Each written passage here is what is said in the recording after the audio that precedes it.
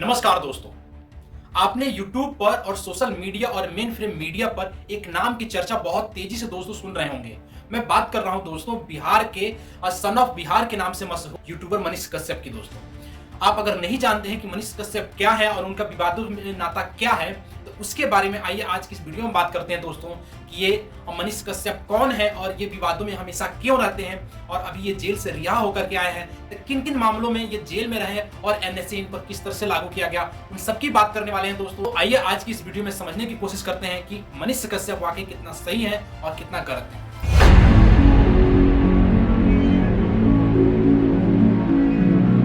तो हम लोग बात कर रहे हैं बिहार के यूट्यूबर मनीष कश्यप की। अगर आप नहीं जानते हैं दोस्तों कि मनीष कश्यप कौन है, तो मैं आपको बताता चलूं दोस्तों।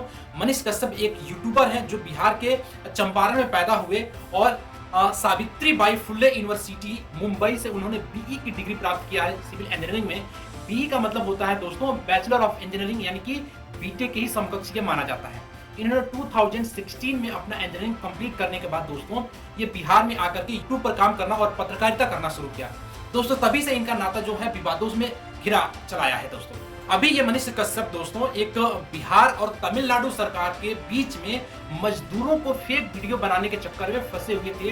अभी उनको बेल मिली है और 9 महीना सजा काट करके वो बिहार आए हुए हैं और तमाम बड़े चैनलों पर उनका इंटरव्यू और उनका वीडियो चल रहा है दोस्तों। मैं आपको बता दूं दोस्तों कि मामला क्या है, एक्चुअल में वो जेल में क्यों गए थे। एक्चुअल में 22 मार्च 2023 में इन्होंने एक वीडियो सोशल मीडिया पर और अपने यूट्यूब पर रिलीज किया जिसमें वो प्रवासी मजदूर जो बिहार से तमिलनाडु गए हुए थे उनको मारा पीटा जा रहा था और वो रोते हुए उनका वीडियो बनाया था, जो कि बाद में पता चला था कि वो फेक वीडियो है। और इन्होंने अपने ऊपर भी एक सोशल मीडिया पर ट्विटर पर पोस्ट किया था कि हाथ में हथकड़ी लेकर के, वो फोटो आप देख पा रहे हैं स्क्रीन पे आपको दिख रही होगी, कि मैं गिरफ्तार हो गया हूं, जो कि वो गिरफ्तार नहीं हुए थे।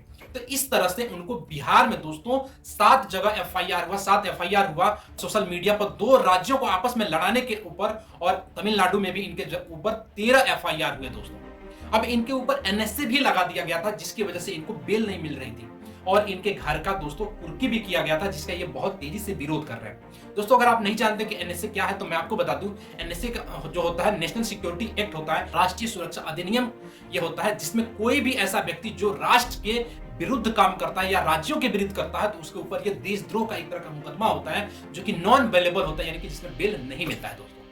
ये मामला दोस्तों सुप्रीम कोर्ट में भी गया था जिसमें तमिलनाडु के जो एडवोकेट हैं, जो वकील हैं कपिल सिब्बल, उन्होंने कहा था कि मनीष कश्यप कोई पत्रकार नहीं है। तो 2020 में ये विधानसभा का चुनाव लड़ चुका है और इसका जो पूरा नाम है वो त्रिपुरारी कुमार तिवारी है।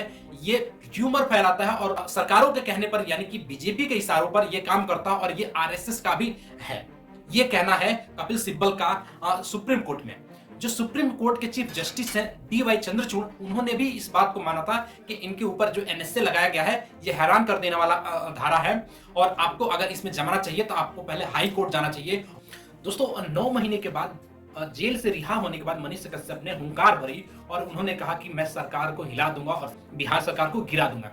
बेसिकली जो मनीष कश्यप टारगेट करना चाह रहे हैं वो टारगेट कर रहे हैं तेजस्वी यादव, यानी कि डिप्टी चीफ मिनिस्टर बिहार के जो तेजस्वी यादव है, लालू यादव के बेटे, उन पर ज्यादातर वो अटैक करते हैं। और नीतीश कुमार के बारे में अगर उनका कहना है तो कहना है कि मैं जितना भी वीडियो बनाता था नीतीश कुमार की जब सरकार थी भाजपा के साथ, तो नीतीश कुमार ने कभी मेरे ऊपर नकेल कसने की कोशिश नहीं किया और सबसे ज्यादा मैंने वीडियो बीजेपी शासित राज्यों में बनाया है, ऐसा उनका कहना है, मनीष कश्यप का कहना है। अभी उन्होंने हाल ही पे कई सारे चैनलों पर इंटरव्यू दिया था और उन्होंने कहा भी था कि जो मेरे पिताजी, मेरे दादाजी के द्वारा जो बनाया गया घर था, वो लोग सैनिक में थे, उनके घर की कुर्की करने की क्या जरूरत थी। और मेरे स्टाफ के, यानी कि वो यूट्यूब चैनल चलाते हैं, सच तक न्यूज से उनका यूट्यूब चैनल था, लेकिन हाल ही में उसका नाम उन्होंने चेंज करके मनीष कश्यप सन ऑफ बिहार के नाम से कन्वर्ट कर दिया, जिस पर 6 मिलियन सब्सक्राइबर भी है, यानी कि लगभग 60 लाख व्यक्ति उनके फॉलोअर हैं यूट्यूब पर दोस्तों।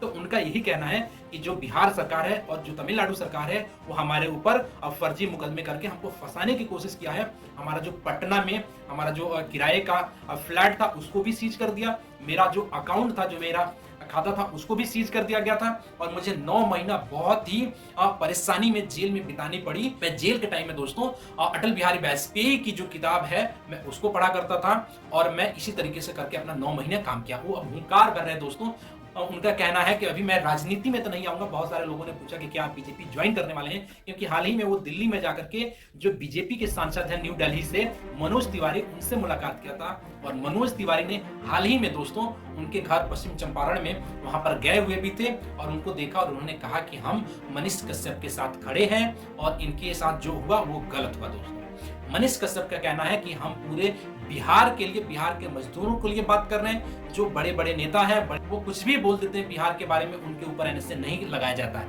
अभी उन्होंने बोला कि तमिलनाडु के एक नेता हैं, उन्होंने बोला था कि जो बिहार के मजदूर हैं सभी टॉयलेट साफ करते हैं, उनके ऊपर एनएसए क्यों नहीं लगाया गया, हमारे ऊपर एनएसए क्यों लगाया गया। उन्होंने यूट्यूब पर लाइव आकर के अपने दिल की भड़ास निकाली और वो सीधे डायरेक्ट अब सरकार से टक्कर लेने की कोशिश कर रहे हैं कि हमारे ऊपर जितने मुकदमा लगाना है लगा दे, मैं डरने वाला नहीं हूं, मैं झुकने वाला नहीं हूं और मैं अपना ये लड़ाई लड़ता रहूंगा। दोस्तों ये सारी अपडेट मैंने दिया दोस्तों मनीष कश्यप के बारे में, जिनका जो हिंदुस्तान टाइम्स में एक अखबार में छपी हुई थी ये बात कि जो तमिलनाडु सरकार के जो वकील है कपिल सिब्बल, उन्होंने कहा है कि इनका नाम है वो मनीष कश्यप नहीं है बल्कि त्रिपुरारी कुमार तिवारी है और ये विधानसभा का चुनाव लड़ चुके हैं। ये कोई पत्रकार नहीं है, ये एक राजनेता है और ये नेता की तरह से बात करता है।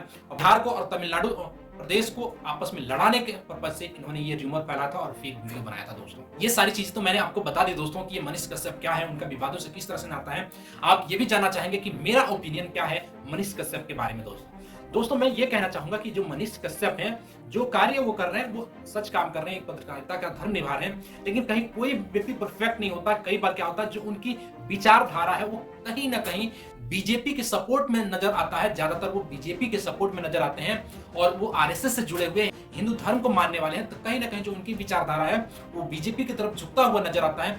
इसी वजह से लोग उनको ज्यादातर टारगेट करते हैं। दोस्तों ऐसा मेरा मानना है मनीष कश्यप के बारे में। और वो एक लीडर व्यक्ति है, ये तो मैं मानता हूं, क्योंकि अकेला व्यक्ति जो एक छोटे से फैमिली से निकला हुआ है और पूरे सरकार से लड़ जाना और जज्बे के साथ निकलना, ये बहुत ही बड़ी बात है। दोस्तों आपको मनीष कश्यप के बारे में क्या कहना है, आपको मनीष कश्यप के बारे में क्या विचार रखते हैं, वो हमें कमेंट सेक्शन में जरूर बताइएगा। दोस्तों और ऐसे ही अपडेट्स के लिए, ऐसे ही वीडियोज के लिए हमारे चैनल को जरूर सब्सक्राइब कीजिएगा। मिलते हैं अगले वीडियो में, तब तक अपना ध्यान रखिएगा। जय हिंद, नमस्कार दोस्तों।